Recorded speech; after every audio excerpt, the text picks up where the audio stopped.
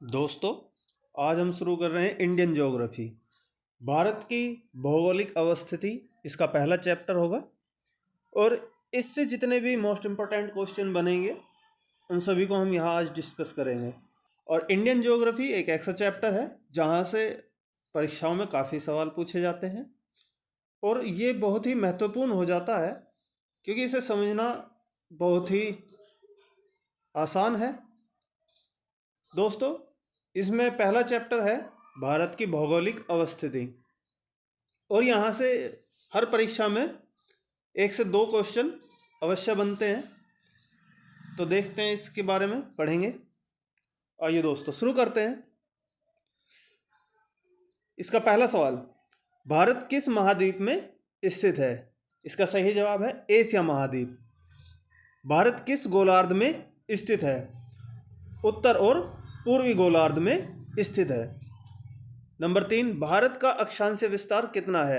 अक्षांश विस्तार Bharat 8 degree 4 minute से 37 डिग्री 6 मिनट उत्तर की ओर स्थित है। अगला सवाल देखिए, भारत का देशांतर विस्तार कितना है? यह 68 डिग्री 7 मिनट पूर्वी देशांतर से 97 डिग्री 25 मिनट पूर्वी देशांतर में स्थित है। अगला देखिए क्वेश्चन नंबर 5, कर्क रेखा भारत को कितने भागों में विभाजित करती है? इसका सही जवाब है कर्क रेखा भारत को 2 भागों में विभाजित करती है। अगला सवाल देखिए, भारत का उत्तरीतम बिंदु कौन सा है? उत्तरीतम बिंदु इंद्रकोल है। भारत का उत्तरीतम बिंदु इंद्रकोल है, जबकि भारत का दक्षिणतम बिंदु इंदिरा पॉइंट है। अगला देखिए क्वेश्चन नंबर 8, भारत का पश्चिमतम बिंदु कौन सा है? तो भारत का पश्चिमतम बिंदु गुजरात में पड़ता है, गौर माता। क्या है? गौर माता। अगला सवाल देखिए क्वेश्चन नंबर 9, भारत का पूर्वतम बिंदु कौन सा है? यह भारत का पूर्वतम बिंदु कौन सा है? तो इसका सही जवाब है किबीथु। किबीथु, और यह पड़ता है अरुणाचल प्रदेश में। देखिए दोस्तों, ये चित्र के द्वारा आपको भारत की अवस्थिति दर्शाने का प्रयास किया गया है। आप देखिए जो गुजरात की साइड है, आप इसमें देखिए 68 डिग्री 7 मिनट लिखा हुआ है। तो ये जो गुजरात का जो हमारा बिंदु है लास्ट का, ये देशांतर रेखा जो आती है 68 डिग्री 7 मिनट आती है। और इधर हम देखते हैं अरुणाचल प्रदेश की तरफ, तो ये 97 डिग्री 25 मिनट आती है। अब हम देखते हैं इसका विस्तार उत्तर से दक्षिण की ओर। अब आप इसमें समझिए, यहाँ दे रखा है, एक नीचे दे रखा 8 डिग्री 4 मिनट उत्तर, और उसी के ऊपर लिख रखा 8 डिग्री 4 मिनट 82 डिग्री 4 मिनट। इसका विस्तार आप समझिए, जो 8 डिग्री 4 मिनट है, ये भारत का सबसे दक्षिणतम बिंदु है, और ये 82 डिग्री 4 मिनट जो है, ये हमारी उसको दिखा रहा है जो टाइम लाइन है, भारत की जो टाइम लाइन है, इसे 82.5 डिग्री भी कहते हैं। अब आगे देखिए, इसका जो उत्तरतम बिंदु बन रहा है, वो बन रहा है 37 डिग्री 6 मिनट उत्तर की ओर। ठीक, इसे देखिए, भारत की कुल तटीय सीमा कितनी है? ये है 11,098 किलोमीटर, 11,098 किलोमीटर। अगला सवाल देखिए, भारत के दक्षिण में कौन सा महासागर स्थित है? तो भारत के दक्षिण में हिंद महासागर स्थित है। आगे देखिए क्वेश्चन नंबर 13, भारत के पूर्व में कौन सा सागर स्थित है? तो भारत के पूर्व में यहाँ, तो यहाँ है बंगाल की खाड़ी। क्या है? बंगाल की खाड़ी। बंगाल की खाड़ी स्थित है यहाँ। और इधर क्या है? यहाँ है हिंद महासागर। ये हिंद महासागर है यहाँ। ठीक है दोस्तों,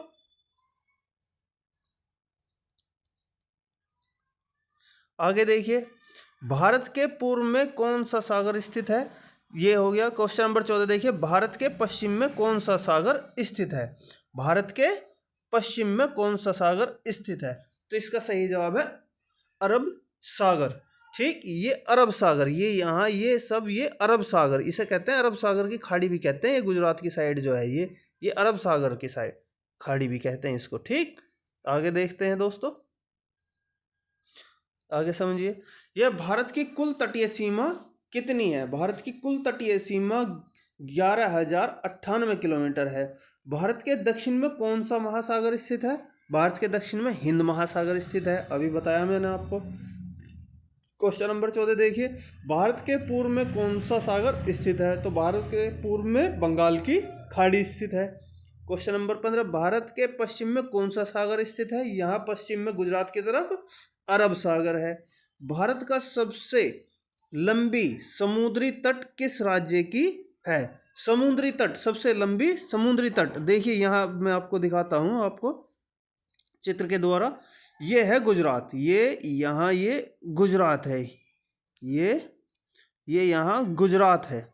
और इसी की सबसे ही लंबी तटीय दूरी है, तटीय दूरी सबसे लंबी है। आप देखिए ये यहाँ से ऐसा घूमता हुआ ऐसा ऐसा ये सब कुछ आ रहा है, तो इसी के कारण यहाँ की सबसे लंबी दूरी, गुजरात की जो सबसे लंबी दूरी तटीय पड़ जाती है। ठीक, आगे देखिए, आगे समझते हैं। भारत का प्रायद्वीपीय भाग किस महासागर की ओर फैला है? भारत का प्रायद्वीपीय भाग, अब भारत का प्रायद्वीपीय भाग समझिए, भारत का प्रायद्वीपीय भाग है क्या? अब यहाँ इस सवाल में फिर देखिए, इस इमेज में क्या है भारत का प्रायद्वीपीय भाग?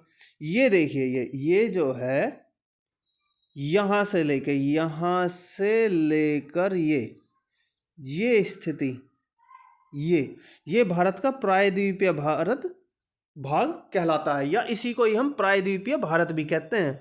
ठीक, इसको क्या कहते हैं? हम प्रायद्वीपीय भारत भी कहते हैं। ये इतना हिस्सा जो है, ये यहाँ से ये इतना हिस्सा, लगभग इतना हिस्सा, ये हिस्सा ये प्रायद्वीपीय भारत कहलाता है। ठीक है, आगे देखते हैं अगला सवाल क्या है।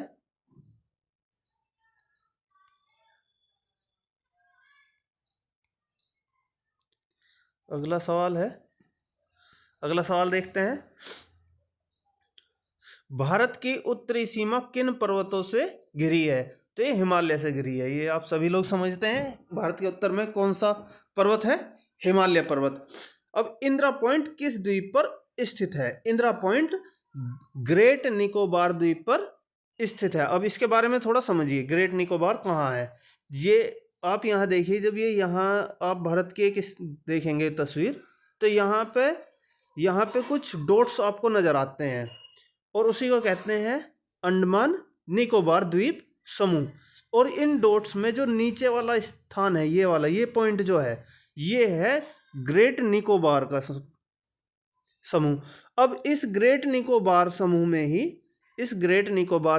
ही इंदिरा पॉइंट सबसे निचला बिंदु है। अगला सवाल देखिए, अगला सवाल क्या है? अगला सवाल है कर्क रेखा, यह 23.5 डिग्री या 23 डिग्री 30 मिनट उत्तरी अक्षांश लगभग 23.5 डिग्री नॉर्थ पर स्थित है। और क्वेश्चन नंबर 22 देखिए, 21 जून को सूर्य की सीधी किरणें इसी रेखा पर पड़ती है। कौन सी रेखा पर पड़ती हैं? कर्क रेखा पर पड़ती हैं। कर्क रेखा भारत के लगभग बीच से गुजरती है और भारत को उष्णकटिबंधीय और उपोष्णकटिबंधीय भागों में बांटती है। अब आइए फिर देखते हैं इंडिया की तस्वीर, हमें फिर देखनी है। इंडिया की तस्वीर फिर से देखिए, ये एक रेखा लगभग ये यहाँ से गुजरती है, आप समझिए बिल्कुल मध्य से गुजरती है, बिल्कुल लगभग मध्य से गुजरती है, ये इस प्रकार से लगभग। ठीक, और जब ये यहाँ से गुजरती है तो ये भारत को 2 बराबर हिस्सों में बांट देती है। कितने हिस्सों में बांट देती है? 2 बराबर हिस्सों में बांट देती है। और ये भारत के 5 राज्यों से होकर गुजरती है। कर्क रेखा भारत के 5 राज्यों से होकर गुजरती है। 8 राज्यों से, भारत के 8 राज्यों से होकर गुजरती है। कर्क रेखा भारत के 8 राज्यों से होकर गुजरती है, जिनका नाम निम्न प्रकार है: गुजरात, राजस्थान, मध्य प्रदेश, छत्तीसगढ़, झारखंड, पश्चिम बंगाल, त्रिपुरा और मिजोरम। आइए समझते हैं भारत के लिए IST, इंडियन स्टैंडर्ड टाइम क्या है? भारत का मानक समय 82 डिग्री 30 मिनट पूर्वी देशांतर रेखा पर आधारित है। यह रेखा उत्तर प्रदेश के मिर्जापुर से होकर गुजरती है। आइए देखिए दोस्तों, फिर से भारत की तस्वीर देखते हैं हम, और इस भारत की तस्वीर पर हम 82.5 डिग्री देशांतर रेखा को दर्शाने की कोशिश करेंगे। ये लगभग यहाँ से होकर गुजरती है, यहाँ से ये रेखा 82.5 डिग्री देशांतर है, और इसी से ही हमारे भारत का मानक समय रखा गया है। इसी से ही हमारे भारत का मानक समय रखा गया है। यह रेखा उत्तर प्रदेश के मिर्जापुर से होकर गुजरती है। अगला सवाल देखिए, IST इंडियन स्टैंडर्ड टाइम रेखा भारत में 5 राज्यों से होकर गुजरती है जो निम्नलिखित हैं। उत्तर प्रदेश के कहाँ से गुजरती है? मिर्जापुर से। मध्य प्रदेश, छत्तीसगढ़, उड़ीसा और आंध्र प्रदेश। अगला सवाल देखिए, क्वेश्चन नंबर 28, पूर्वोत्तर राज्य अरुणाचल प्रदेश में सूर्योदय गुजरात की तुलना में लगभग 2 घंटे पहले होता है। अर्थात समझिए, जो सूरज जब उगता है तो हमें अरुणाचल प्रदेश में पहले उगता हुआ नजर आता है और गुजरात में बाद में नजर आता है उगता हुआ, और वो भी कितने अंतराल होते हैं? 2 घंटे का अंतराल होते हैं। क्वेश्चन नंबर 29 देखिए, भारत के पश्चिमी बिंदु गौर माता, ये गौर माता है, गौर माता नहीं, ये गौर माता है, ठीक है दोस्तों, गौर माता गुजरात और पूर्वी बिंदु किबिथु अरुणाचल प्रदेश के मध्य 30 डिग्री देशांतर का अंतर आता है। अब इन दोनों स्थानों के बीच 30 डिग्री अंतर है। 1 डिग्री देशांतर 4 मिनट के बराबर होता है। 1 डिग्री देशांतर 4 मिनट के बराबर होता है, तो 30 डिग्री देशांतर कितने मिनट के बराबर होगा? 120 मिनट के। इसी कारण यहाँ गुजरात और अरुणाचल प्रदेश के मध्य 2 घंटे का अंतर आता है। आगे देखिए, समझते हैं। भारत चीन के बाद विश्व का दूसरा सबसे अधिक जनसंख्या वाला देश है। यहाँ विश्व की कुल जनसंख्या का, विश्व में जितनी भी जनसंख्या है उसका 17.5% निवास करता है या करती है। अगला सवाल देखिए, क्वेश्चन नंबर 32, क्षेत्रफल की दृष्टि से भारत विश्व का 7वां बड़ा देश है। भारत का जो क्षेत्रफल है वो 32,87,263 वर्ग किलोमीटर है। आइए देखिए आगे, यह विश्व की स्थलीय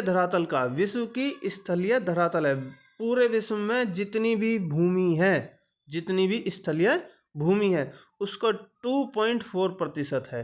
कितना है? 2.4% है। ठीक है दोस्तों,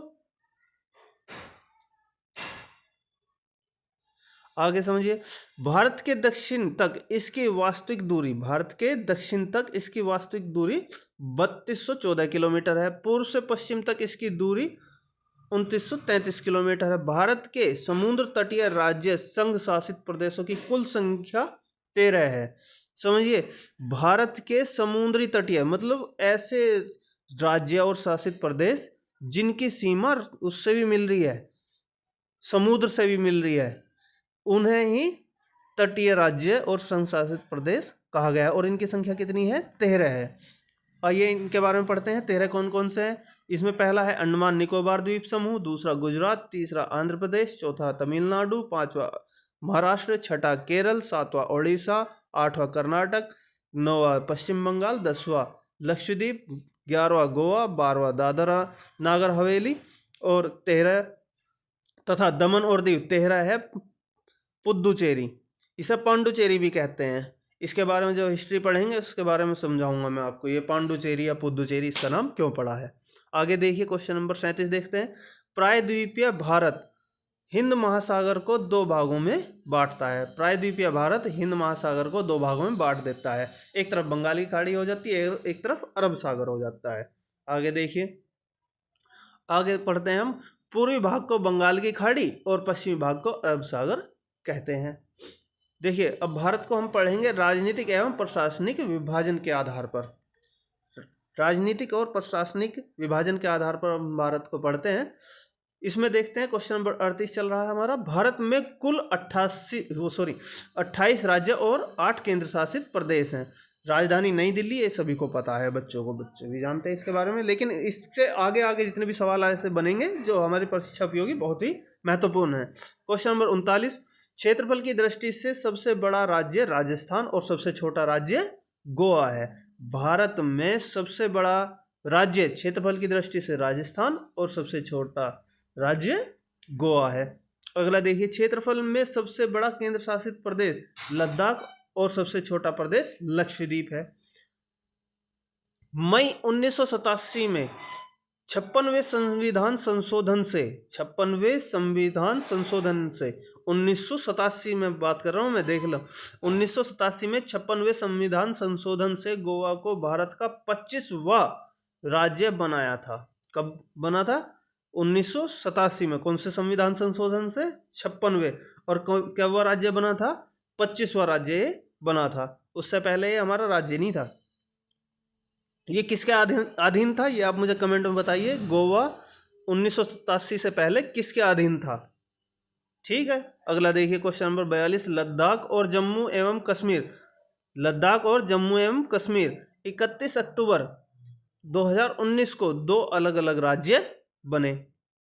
आगे देखिए 43 नंबर, उत्तर प्रदेश 24 जनवरी 1995 को एक राज्य के रूप में गठित हुआ।